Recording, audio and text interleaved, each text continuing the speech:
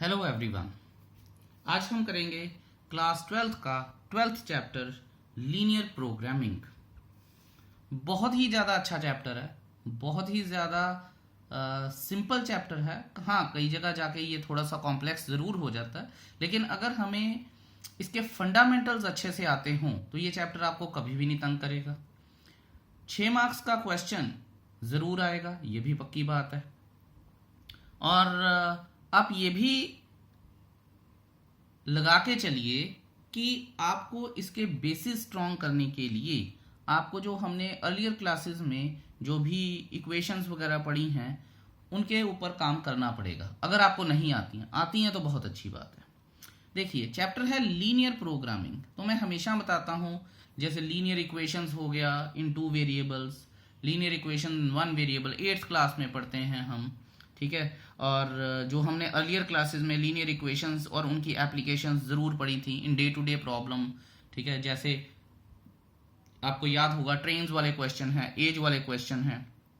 फिर क्लास 11 में हमने लीनियर इनइक्वालिटीज़ पढ़ा। तो मैं आपको ये बात बता दूं कि लीनियर इनइक्वालिटीज़ तो आपको ज़रूर आना चाहिए इस चैप्टर को समझने के लिए। अगर आपको वो नहीं आता है तो ज़रूर क्लास 11 का देखिएगा। हाउएवर, मैं फिर भी कोशिश करूंगा कि क्लास 11 की चीज़ों को जितना यहाँ पे कवर कर सकता हूँ ज़रूर करूंगा, ठीक है। System of linear inequalities in 2 variables and their solutions by graphical method, ये जो हमने क्लास 11 में पढ़ा था। और उसकी कई सारी एप्लीकेशंस भी हमने पढ़ी थी, ठीक है। जैसे केमिकल सॉल्यूशंस वाले क्वेश्चंस अगर आपको याद हो तो हमने किए थे। इसी तरह से कितनी सारी मैथमेटिक्स में एप्लीकेशंस होती हैं जो या जिनमें सिस्टम ऑफ इनइक्वालिटीज या सिस्टम ऑफ इक्वेशंस इन्वॉल्व हो जाता है। उन सारी चीज़ों को समझने के लिए हमें लीनियर प्रोग्रामिंग आनी चाहिए। पर बेसिकली फिर भी बच्चे कंफ्यूज रहते हैं कि सर ये सारी इक्वेशंस थी या लीनियर इनइक्वेशंस थी, ठीक है, या लीनियर इनइक्वालिटीज थी, प्रोग्रामिंग क्या है।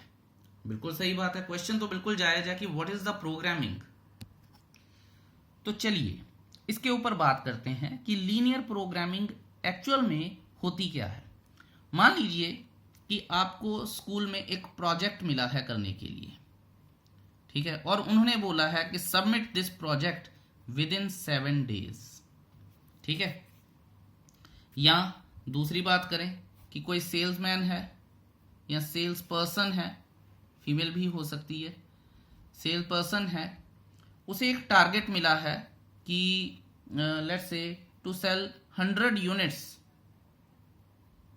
ऑफ एनीथिंग इन 1 month, ठीक है। या फिर कोई फैक्ट्री है, उनके पास बजट है, आप लगा लीजिए कि 5 million रुपीज़ का, 50 लाख रुपीज़ का, ठीक है। उनको इसमें प्रोडक्शन करनी है, ठीक है।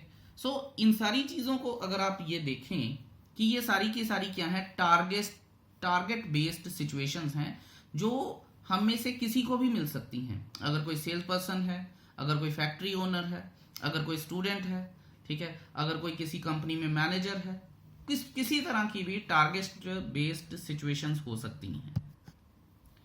और अगर हम यहाँ पे सोचें कि इन सभी का या और भी कोई होंगे तो उनका ऑब्जेक्टिव क्या है। ऑब्जेक्टिव से मेरा मतलब है कि आजकल हम जो भी काम करते हैं there has to be an objective behind that. अगर हम किसी भी चीज़ को उठा लें, जैसे यहाँ पे मैं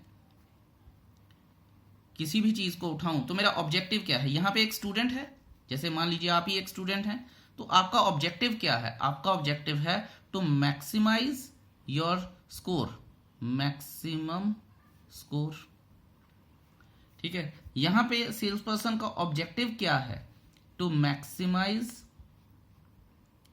मैक्सिमम सेल्स। यहां पे फैक्ट्री ओनर का ऑब्जेक्टिव क्या है, मिनिमाइज कॉस्ट, ठीक है। तो ये ऑब्जेक्टिव बेस्ड सिचुएशंस हैं, राइट। अब देखिए, अगर मैं इसको बिजनेस सेंस में देखूं, ठीक है, हर एक बंदा कोई भी काम हो, चाहे एक स्टूडेंट हो, अगर उसे बिजनेस प्रोस्पेक्टिव से देखें तो वो क्या करता है, ठीक है, वो ये कहता है कि मैं मैक्सिमाइज कर लूं प्रॉफिट को, ठीक है, या फिर कोई बेनिफिट हो तो, और मैं मिनिमाइज कर लूं कॉस्ट को, ठीक है, या फिर टाइम टेकन हो जाए या कुछ भी हो जाए, डिपेंडिंग अपॉन कि हम चाहते क्या हैं। ठीक है, आई होप ये चीज आपको क्लियर होनी चाहिए। देखिए, आप में से जो लोग आगे जाके इकोनॉमिक्स पढ़ेंगे उनके लिए ये चीज बहुत ही ज्यादा इंपॉर्टेंट है। इकोनॉमिक्स में भी यूज होती है, इंजीनियरिंग में प्रोडक्शन मैनेजमेंट आती है, कॉमर्स में कॉस्ट मैनेजमेंट आती है, वहां सब जगह ये चीजें यूज होती हैं। जैसे कुछ सब्जेक्ट होते हैं, ऑपरेशन कॉस्ट कह लीजिए आप, ठीक है, या बहुत सारे सब्जेक्ट्स होते हैं जहां पे ये चैप्टर यूज हो जाएगा। और ये एक ऐसा चैप्टर है जो मुझे लगता है कि जिसकी शायद सबसे ज्यादा प्रैक्टिकल यूजेज है आपकी लाइफ में। तो चलिए डिविएट नहीं होते हैं, ठीक है। अगर मुझे मैक्सिमाइज या मिनिमाइज करना है, जिस चीज को भी मैं टारगेट कर रहा हूं, तो इन सारी प्रॉब्लम्स को क्या कहते हैं? इन सारी प्रॉब्लम्स को कहते हैं ऑप्टिमाइजेशन प्रॉब्लम्स, ठीक है। एक क्वेश्चन करवाऊंगा जब भी मतलब I am done with this introductory part, तो आपको बहुत ज्यादा क्लियर हो जाएंगी ये चीजें। अब दोबारा से बात वही हो गई कि ऑप्टिमाइजेशन करनी किस चीज की है। अगर हम अपने प्रॉफिट को मैक्सिमाइज कर रहे हैं, ठीक है, कॉस्ट को मिनिमाइज कर रहे हैं, ठीक है, रिसोर्सेज को, कॉस्ट हो गई, प्रॉफिट मैक्सिमाइज हो गया, कॉस्ट मिनिमम हो गई, रिसोर्सेज मिनिमम हो गए। मैं आपको एक और बात बताता हूँ, ठीक है, लेबर, ठीक है, अगर आपने देखिए लेबर को देखेंगे या ट्रांसपोर्टेशन प्रॉब्लम को देखेंगे, तो ट्रांसपोर्टेशन प्रॉब्लम अगर आएंगी तो उनमें हमें सेल को मैक्सिमम करना है और कॉस्ट को मिनिमम करना है, राइट। सो ये सारी प्रॉब्लम्स किसके अंडर फॉल होती हैं? ये सारी प्रॉब्लम्स किसके ये लीनियर प्रोग्रामिंग के अंडर फॉल होती हैं। तो इसीलिए इसका पूरा नाम है इस चैप्टर का लीनियर प्रोग्रामिंग प्रॉब्लम्स। लीनियर मतलब एक लाइन में। अब एक लाइन में क्या है वो देखेंगे हम। उससे पहले ये सारी की सारी प्रॉब्लम्स हमारी ऑप्टिमाइजेशन टेक्निक से टैकल हो जाती हैं। अब आपको लगता होगा कि इसमें क्या बड़ी बात है, बड़ा आसान सा काम है ये, ठीक है, लेकिन डिपेंड करता है कि सिचुएशन कैसी है। बहुत सारी डिफरेंट टेक्निक्स, डिफरेंट सिचुएशंस आएंगी जिनके ऊपर प्रॉब्लम्स कई बार बहुत ज़्यादा कॉम्प्लेक्स भी हो जाती हैं। सो ये मत सोचिएगा कि ये बहुत ज़्यादा आसान है। इसको अगर हम प्रॉब्लम को one problem eight one time tackle करेंगे तो ये शायद थोड़ा सा इजी लगेगा हमें। अदरवाइज हम ये कहेंगे कि पहली प्रॉब्लम तो बड़ी आसान थी, ये भी आसान होगी नेक्स्ट वाली, तो वो गलत हो जाएगा, ठीक है। Take one problem at a time, it will be fine for you. अब आप ये देखिए कि ये सारी प्रॉब्लम सॉल्व कैसे करें, ठीक है। पक्की बात है, इनके कुछ फैक्टर्स पे डिपेंड करेंगी ये चीजें। तो सबसे पहले हम वो फैक्टर्स को पढ़ते हैं, and those factors are known as limiting factors, ठीक है। वो जो लिमिटिंग फैक्टर्स होते हैं उनको अगर हम पढ़ें तो हमारे लिए चीजें थोड़ी सी आसान हो जाएंगी। अब लिमिटिंग फैक्टर्स होते क्या हैं, या फैक्टर्स जिन पे ये चीजें डिसाइड करती हैं। अब आप ये देखिए, हमने एक एग्जांपल ली थी, इसमें लिमिटिंग फैक्टर क्या है? लिमिटिंग फैक्टर मतलब जिस चीज की हमारे पास स्केर्सिटी हो, स्केर्सिटी, ठीक है। इकोनॉमिक्स वाले या कॉमर्स वाले स्टूडेंट्स को तो ये टर्म पक्का पता होगी, बाकियों को हम बता देते हैं। स्केर्सिटी होता है कमी, या जिस पे लिमिट लगी हो। तो यहां मैं बता रहा था कि यहां स्केर्सिटी किस चीज की है? टाइम की है। यहां स्केर्सिटी किस चीज की है? यहां भी टाइम की है। यहां स्केर्सिटी किसकी है? यहां पे बजट की है, ठीक है। तो ये सारी चीजें जो हैं ये स्केर्सिटी ऑफ रिसोर्सेज या जो भी हमारे पास है उन पे भी डिपेंड करती हैं। इसीलिए एक स्टेटमेंट को जब प्रॉब्लम में फॉर्मुलेट करना होता है तो वही सबसे इंपॉर्टेंट चीज होती है। अब इसको सिंपल वर्ड्स में करते हैं। हमने क्या पढ़ा कि ऑप्टिमाइजेशन होती है प्रॉब्लम्स की करनी हमने, ठीक है। ऑप्टिमाइजेशन करेंगे कैसे, ठीक है, ध्यान से देखिएगा। जब हम सॉल्यूशन फाइंड करेंगे, ऑप्टिमम सॉल्यूशन फाइंड करेंगे, ठीक है, subject to some constraints of the problem, ठीक है, subject to constraints of the problem. अब वो जो कंस्ट्रेंट्स हैं, कंस्ट्रेंट्स वो है स्केर्सिटी ऑफ रिसोर्सेस, ठीक है। अब कहने का मतलब क्या है कि हमें अपनी प्रॉब्लम को जो या प्रॉब्लम का ऑप्टिमाइज रिजल्ट लेके आना है और उन रिसोर्सेज को यूज करते हुए जो हमारे पास अवेलेबल हैं, that is known as optimization of your resources with optimum result या ऑप्टिमम सॉल्यूशन। तो कहने का मतलब यही है कि हमें बेस्ट रिजल्ट लेके आना है by allocating our resources in the best possible way. अब बच्चे बोलते हैं कि सर चलिए ये तो मान लिया आपकी बात, पर मैथमेटिक्स के साथ इसका क्या रिलेशन है, तो वो हम अभी पढ़ेंगे कि मैथमेटिक्स के साथ इसका क्या रिलेशन है या मैथमेटिक्स में ये चीजें कैसे यूज होती हैं। तो मैथमेटिक्स में हम ऑप्टिमाइजेशन टेक्निक्स यूज करते हैं, ठीक है, होती बहुत सारी हैं, आगे जाके हम पढ़ेंगे भी, लेकिन इन टेक्निक्स में से एक टेक्निक हम पढ़ेंगे लीनियर प्रोग्रामिंग। तो मैं आपको थोड़ा सा बताता हूं कि जो ऑप्टिमाइजेशन मेथड्स होते हैं वो कौन कौन से होते हैं, ठीक है। इनमें type of solve problems, constraints, size of problem, optimization criteria, और ये जो टेक्निक्स होती हैं linear programming, optimization, non linear optimization, ऐसे करके बहुत सारी चीज़ें होती हैं, ठीक है। मैं उस डिटेल में जाना नहीं चाहूँगा, लेकिन उसके लिए जो मैथमेटिकल टेक्निक हम यूज़ करते हैं यहाँ पे वो है लीनियर प्रोग्रामिंग, ठीक है। लीनियर प्रोग्रामिंग हम पढ़ते हैं। अब मुद्दा ये है कि लीनियर प्रोग्रामिंग है क्या। अगर मैं सिंपल वर्ड्स में बात करूं तो लीनियर प्रोग्रामिंग क्या है, it's a technique which helps to find the optimum solution for a given problem. इसके ऊपर मेरे एक स्टूडेंट ने मुझसे एक बार पूछा था कि सर फिर तो हमें सिर्फ लीनियर प्रोग्रामिंग पढ़नी चाहिए, बाकी तो कुछ और पढ़ने की ज़रूरत ही नहीं है क्योंकि लीनियर प्रोग्रामिंग से ही सॉल्व हो जाती हैं चीज़ें।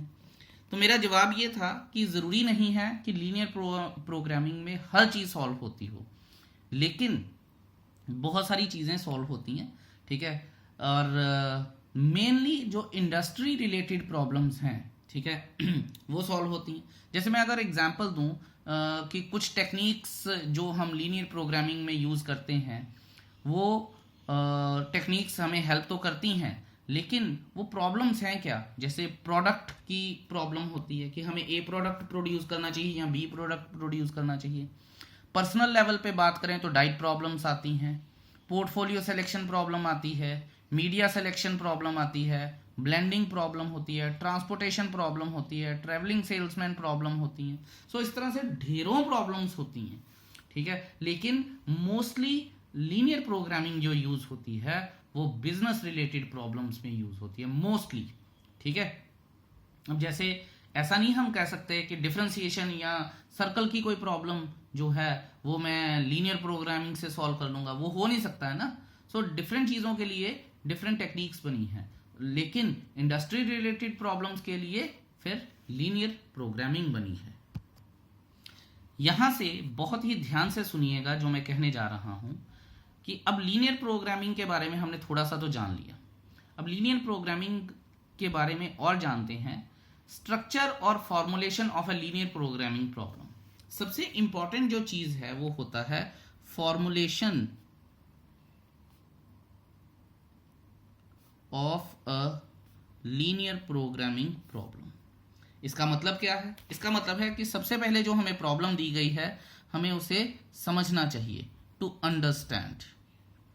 अगर हमने उसे समझ लिया फिर हमें उसको कन्वर्ट करना चाहिए LPP में, यानी लीनियर प्रोग्रामिंग प्रॉब्लम में कन्वर्ट करना चाहिए।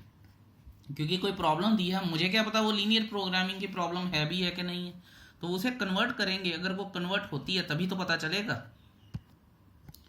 देर आर टू एस्पेक्ट्स हेयर, एक होता है फॉर्मुलेशन पार्ट, ठीक है, और दूसरा होता है सॉल्यूशन पार्ट। तो दो एस्पेक्ट्स हैं जी हमारे पास। अब मुद्दा ये है कि फॉर्मुलेशन कैसे है और सॉल्यूशन कैसे है। जो हमारी बुक है उसमें जो लीनियर प्रोग्रामिंग दी गई है जो 12.1 है, वो ज़्यादातर उन्होंने हमें सिर्फ सॉल्यूशन पार्ट के बारे में ही बताया है, फॉर्मुलेशन पार्ट के बारे में अगली एक्सरसाइज में बताया है, जब हम स्टेटमेंट से लीनियर प्रोग्रामिंग को लेके आते हैं। तो ठीक है जी, सबसे पहले हम फिर फॉर्मुलेशन पार्ट को छोड़ के सॉल्यूशन पार्ट के ऊपर फोकस करते हैं, फॉर्मुलेशन पार्ट के ऊपर नेक्स्ट एक्सरसाइज में फोकस करेंगे। ओके जी, लेकिन किसी भी तरह की प्रॉब्लम को समझने के लिए अब हम जो करने जा रहे हैं वो बहुत ज़रूरी है। ज़रूरी क्या है कि टर्मिनोलॉजी समझनी। तो अपनी बुक का 506 पेज अगर हम खोलेंगे तो हमें यहाँ पे दिखेंगी कुछ ये चीज़ें, ठीक है। तो बड़े ध्यान से देखिएगा कि यहाँ पे मैं शुरू से ही शुरू करूँगा। उन्होंने जस्ट एक एग्जाम्पल ली है, ये एक ऑब्जेक्टिव फंक्शन है, ठीक है। ऑब्जेक्टिव फंक्शन आप इसको तो 2 मिनट के लिए छोड़ दीजिए। ऑब्जेक्टिव फंक्शन होता क्या है कि जो एक्चुअल में हमारा ऑब्जेक्टिव है out of the linear programming problem, ठीक है, उसे हम बोलते हैं ऑब्जेक्टिव फंक्शन। ऑब्जेक्टिव फंक्शन जैसा मैंने आपको बताया वैसे भी दो ही चीज़ें हो सकती हैं, या तो हमारा ऑब्जेक्टिव किसी चीज़ को मिनिमाइज करना हो सकता है या मैक्सिमाइज करना हो सकता है। मान लीजिए कि हमारा इस केस में मैक्सिमाइज है, तो ऑब्जेक्टिव फंक्शन जो है वो z से डिनोट होता है, ठीक है। अब ये चीज़ें क्या हैं, ये क्या है, ये क्या है, ये क्या है, ये अभी हम देखते हैं। तो लीनियर प्रोग्रामिंग प्रॉब्लम अगर हमने फॉर्मुलेट कर भी ली है तो देखेंगे ध्यान से, linear programming problem is one that is concern with finding the optimal value, जो मैंने अभी आपको बताया है, ठीक है। और जो ऑब्जेक्टिव है हमारा ऑप्टिमम करना होता है, वो चाहे हम अपने खर्चों को मिनिमाइज कर दें और प्रॉफिट को मैक्सिमाइज कर दें, या सेल को मैक्सिमाइज कर दें, प्रोडक्शन कॉस्ट को मिनिमम कर दें, कैसे भी हो सकता है, ऑफ अ लीनियर फंक्शन, ठीक है। और and it is called objective function of several variables x and y. आप जस्ट इसको थोड़ा सा भी समझ लीजिए तो मेरे लिए that is more than enough, क्योंकि मैं ये मान के चलूंगा कि आपको ज़्यादा नहीं समझ में आया तो जब हम क्वेश्चन करेंगे तो वो आपको बहुत अच्छी तरह से क्लियर होगा, ठीक है। Called objective function of several variables x and y, the condition फलाना फलाना फलाना। अच्छा, कॉल्ड लीनियर कंस्ट्रेंट्स। अब ये लीनियर कंस्ट्रेंट्स क्या होते हैं, ठीक है, बड़े ध्यान से देखिएगा। लीनियर कंस्ट्रेंट्स जो होते हैं ये हमेशा नॉन नेगेटिव होते हैं, और ये देखिए ये जो एंड में ये जो दो वैल्यूज दी गई होती हैं, these are called as linear constraints, ठीक है, ओके। अच्छा, तो अभी के लिए तो आप ये समझिए, अगर इसमें कोई चेंज है तो ऑफ कोर्स आपको बताया जाएगा, ठीक है। अच्छा, उसके बाद जैसे मैं आपको बताऊं कि हम z के अकॉर्डिंगली एक अपनी प्रॉब्लम को सॉल्व कर देते हैं, इसे बोलते हैं ऑब्जेक्टिव फंक्शन। और जैसा मैंने आपको बताया था ऑब्जेक्टिव दो ही हो सकते हैं, मिनिमम हो सकता है या मैक्सिमम हो सकता है। उसके बाद x और y की हेल्प लेते हैं हम कि अगर मान लीजिए हमें x यूनिट्स प्रोड्यूस हुई हैं और एक यूनिट की कॉस्ट 30 रुपीज़ है, ठीक है, तो 30x कर देंगे हम, और y मान लीजिए y सेल है या कुछ भी है, सो ये x और y जो हैं इनको बोलते हैं डिसीजन वेरिएबल्स। और फिर जो कंस्ट्रेंट है, कंस्ट्रेंट क्या होता है कि हम इससे ऊपर नहीं जा सकते, हमें 5000 यूनिट खरीदने हैं पर हमारे पास रुपया 1 लाख है, ठीक है, तो हम इससे ऊपर नहीं जा सकते, तो कितने उसमें जाएंगे। तो ये सारी चीज़ें हमारे पास इन चीज़ों में आती हैं। हाउएवर इसके ऊपर मैं एट लेंथ बात करूंगा जब मैं नेक्स्ट वीडियो बनाऊंगा अपना 12.2 का, लेकिन अभी के लिए आप इसको समझ लीजिए और आपके लिए ये हेल्पफुल रहेगा। तो जितना भी मैंने आपको बताना था वो हो चुका है। आगे हम बात करेंगे फिजिबल रीजन की, वो भी कर लेते हैं अभी बात। तो ये देखिए, जैसा कि एक एग्जाम्पल दी है हमारे पास, ये हमारे पास एक प्रॉब्लम है। क्लास 11 में हमने यही चीज़ें की थी, अपना ऑप्टिमल फंक्शन या मैक्सिमाइजिंग आर ऑब्जेक्टिव फंक्शन वो नहीं किया था। तो ये आया था हमारे पास, ये आया था, और ये हमारे पास ये आ गए थे। ये जो एक्स और वाई डिसीजन वेरिएबल्स हैं, ठीक है, जैसे मैंने आपको बताया है। और ये जो नॉन नेगेटिव लीनियर कंस्ट्रेंट्स होते हैं वो ये हैं। अच्छा, इसमें अब आएगा हमारे पास, एक तो आएगा हमारे पास कि मैक्सिमाइजिंग आर ऑब्जेक्टिव, ये तो एक चीज हो गई। लेकिन उसमें जब हम ग्राफ बनाएंगे तो कम से कम 2 वैल्यूज तो दी गई होंगी, ठीक है। फिजिबल चॉइस आ जाएगी, फिजिबल रीजन आ जाएगा, फिजिबल सॉल्यूशन आएगा, ये सारी चीजें बताई जाएंगी अभी, ठीक है। फिजिबल रीजन में फिर क्या क्या आएगा, तो हमें डिपेंड करेगा कि जैसे ये इन्होंने ब्लू डार्क किया हुआ है, that is called the feasible region, ठीक है। और इसके बाहर जो भी रीजन है वो इनफिजिबल रीजन होता है। Things like this, I hope you must have got it by now. चलिए अब एग्जाम्पल 1 करते हैं, ज़्यादा टाइम नहीं वेस्ट करते हैं और देखते हैं कि एग्जाम्पल 1 ये स्टेटमेंट है, ठीक है। ये हमारा जो ऑब्जेक्टिव फंक्शन है वो ये है कि मिनिमाइज कीजिए इस चीज़ को। लीनियर प्रोग्रामिंग में ऑलरेडी उन्होंने कन्वर्ट करके दिया है। x plus y less than equal to 50, 3x plus y is equal to less than equal to 90, x is greater than equal to 0, y is greater than equal to 0। ये चीज़ें हैं जी हमारे पास। तो देखिए कि अब इसको करना कैसे है। चलिए फटाफट से इसे लिख लेते हैं। ये हमारे पास है एग्जाम्पल 1, कहता है कि मैक्सिमाइज जो ऑब्जेक्टिव फंक्शन है, ऑब्जेक्टिव फंक्शन लिखने की ज़रूरत नहीं होती है, 4x प्लस वाई, ये ऑब्जेक्टिव फंक्शन है। तो STC लिख लेते हैं, सब्जेक्ट टू कंस्ट्रेंट्स, ठीक है। बाकी जैसे भी आपके टीचर बोलेंगे, हम तो सब्जेक्ट टू कंस्ट्रेंट्स क्या है हमारे पास, x plus y is less than equal to 50, 3x plus y less than equal to 90, और x is greater than equal to 0, y is greater than equal to 0। ये हमारे पास सारी चीज़ें आ चुकी हैं। अब देखते हैं कि इसका इलाज क्या करना है। ओके जी, अब जैसा कि हम करते थे क्लास 11 में भी, considering x plus y is equal to 50 when x is equal to 0, y is equal to 50, and when y is equal to 0, x is equal to 50।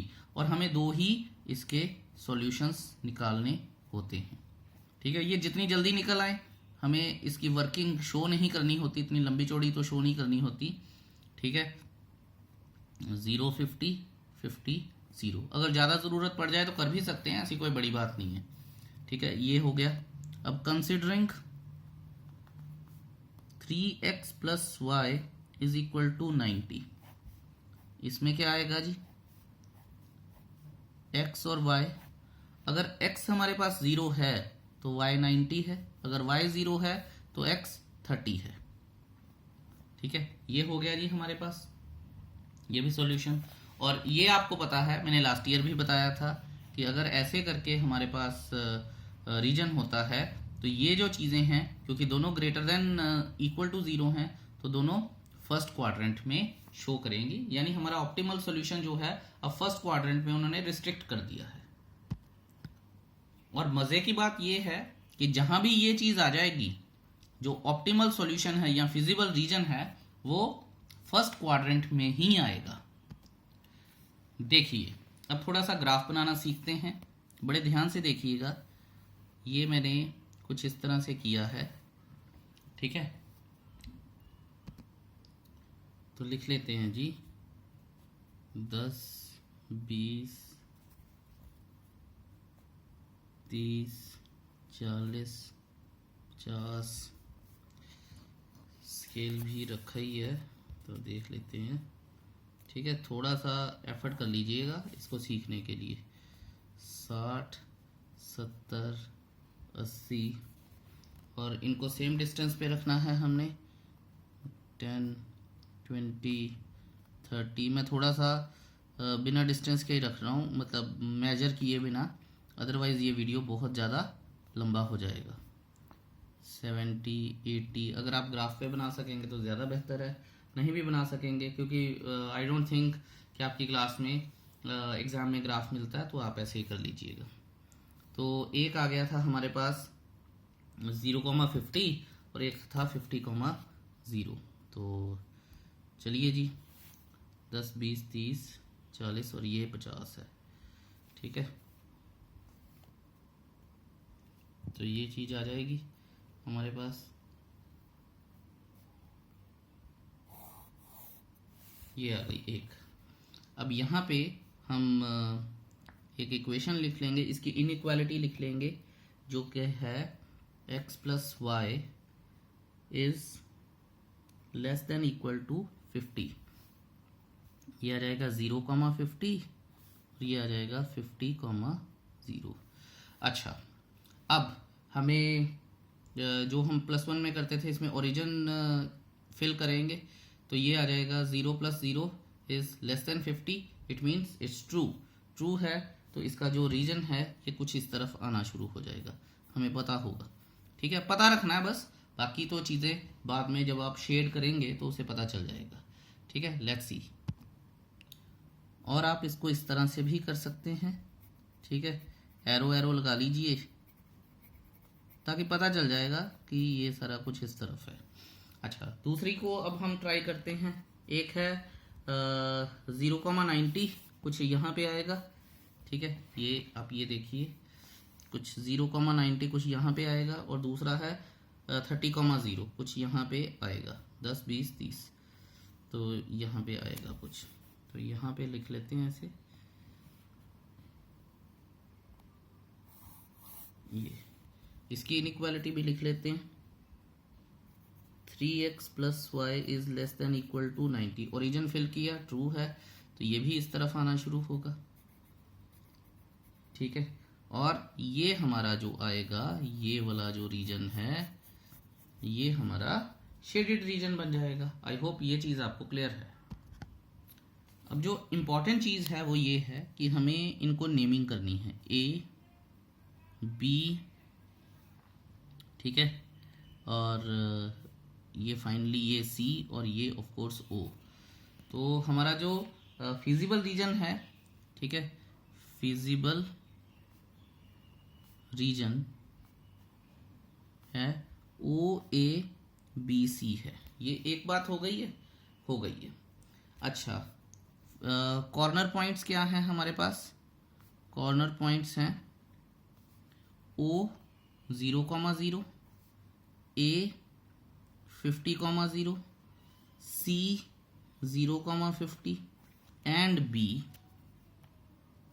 जो कि हमें पता नहीं है। तो B को जो कॉर्नर पॉइंट B है उसे सॉल्व करने के लिए हम क्या करेंगे, हम इस दोनों इक्वेशंस को सॉल्व करेंगे। For B x + y = 50 and 3x + y = 90। Subtract करेंगे तो ये और ये कट जाएगा, -2x = -40, x = 20 आ जाएगा। सब्स्टिट्यूटिंग इन 1, सब्स्टिट्यूटिंग इन x + y = 50, तो y = कितना आ जाएगा फिर हमारे पास 30, ठीक है। x 20 था तो ये इधर आ जाएगा। तो b के कॉर्नर पॉइंट्स क्या हो गए फिर? b हमारे पास हो गया है 20,30, ये हो गया है हमारे पास b। आई होप अब ये चीज़ आपको बिल्कुल क्लियर है। तो अब ये जो पॉइंट है, ठीक है, चाहे ग्राफ में कैसा भी दिख रहा है, लेकिन ये 20,30 ही आना चाहिए। फिजिबल रीजन आ गया हमारे पास, ठीक है। ये 20 यहाँ से कहीं यहाँ चला और 30 यहाँ से कहीं यहाँ आया, तो ये ऐसे करके ये हमारे पास बी कॉर्नर पॉइंट भी आ गया है। अब देखिए, शायद सबसे इम्पोर्टेंट पार्ट है, ठीक है, कि हम यहाँ लिखेंगे कॉर्नर पॉइंट्स, और फिर जैसे आपकी बुक में भी लिखा है, ऑब्जेक्टिव फंक्शन लिख लीजिए या कॉरस्पॉन्डिंग वैल्यू ऑफ z लिख लीजिए। मैं नॉर्मली ऑब्जेक्टिव फंक्शन लिखना ज़्यादा पसंद करता हूँ, ऑब्जेक्टिव फंक्शन, ठीक है, ध्यान से देखेंगे कैसे। कॉर्नर पॉइंट ओ है फॉर 0,0 है, तो ये हमारे पास ऑब्जेक्टिव फंक्शन क्या था हमारे पास, यहाँ पहले ब्रैकेट में लिख लेते हैं, maximize z is equal to 4x plus y, ये है। तो o 0,0, सो ये आ जाएगा z इज इक्वल टू 0। फिर आ जाएगा a हमारे पास कितना 50,0, तो ये आ जाएगा 4 इंटू 50 प्लस 0। नहीं, मैंने ग्राफ देखा है कि ये 30,0 है, ये गलत हो गया। तो यहाँ पे हमारे पास आना चाहिए 30,0। सो ये आ जाएगा 4 इंटू 30 यानी 120 आ जाएगा। फिर b कितना है हमारे पास 20,30। तो ऑब्जेक्टिव फंक्शन हमारे पास कितना है 4 इंटू 20 प्लस 30 यानी 80 प्लस 30 110। फिर c आ जाएगा हमारे पास 0,50। तो 0,50 क्या आ जाएगा 4 into 0 plus 50 is equal to 50। तो एरो बना देंगे हम यहाँ पे, और फिर फाइनली हम लिख देंगे hence maximum value of z is 120 at the point 30,0। ये है जी हमारे पास इसका solution. I hope you must have got it by now. अभी मैं इस वीडियो को क्लोज करता हूँ, अगले वीडियो में हम नेक्स्ट एग्जाम्पल्स करेंगे, अदरवाइज ये वीडियो बहुत लंबा हो जाएगा। Thank you so much for watching this video so patiently. Have a beautiful day ahead. Bye bye.